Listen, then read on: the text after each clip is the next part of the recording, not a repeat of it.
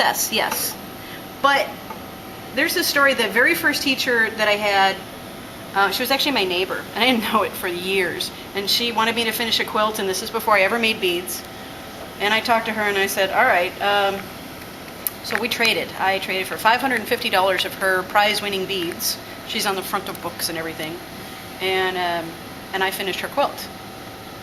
And when I finally took a class from her, she told this story. She said, you know, once upon a time, and I think it's a Chinese proverb kind of thing, there was an artist who painted. And a man came to him and said, I want a painting of a fish. And the man said, okay, I'll do you a painting of a fish. And a year went by, and the man waited and waited and waited and never got his painting of a fish. And he ran into the artist in the village and he says, you know, where's my painting of a fish? And the man says, follow me. He goes home with the man, and the man sits down, and then nothing flat, just dashes off a tremendously beautiful painting of a fish. And the man says, well, if you could have done that all along, why didn't you just do that? And the artist goes, stands up, opens the door to a room. One of that last one, right? Orange. This is She which loves one? Oh, orange. I hate orange. Actually, that's I my love grandson's purple. favorite color. Do you know he will wear an orange shirt, orange pajamas, Or yellow. orange anything? Better not. Yellow. Do green. I want to do yellow. Oh, this one's good. Yellow. Can I do one with like a colored center and then clear on the outside? Okay. Opaques melt slightly differently than transparents. They're going to be a little mushier, a little faster. Now, you've got the glasses on. Oh, good. Excellent. I do this so much without thinking about it, I can talk and do it at the same time. I'm getting a glow on the mandrel. And see how I'm still keeping the glass hot in the back flame.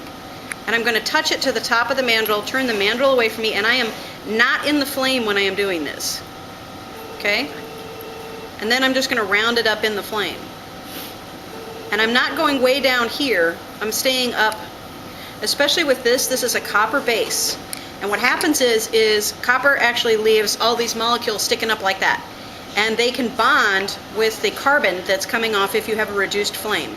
This is a surface mixed torch, so the combustion actually happens, let me point to it here, right about there, right as it's coming out.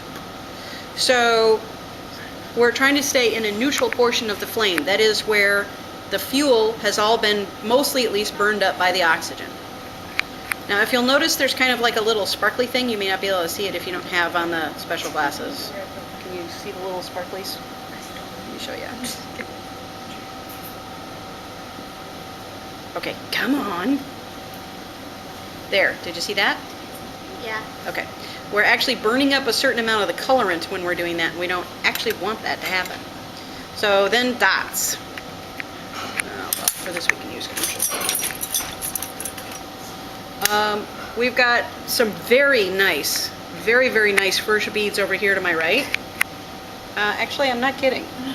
If I could have found it, I'd have brought in my first bead. It's a green pea, and that's it. You just touch the molten glass to the bead. Actually, Tina did a really great job of that yesterday. Little tiny perfect dots. Okay? And that's the basic bead that we're going to be doing. So, because we've only got a certain amount of time, let's rock and roll.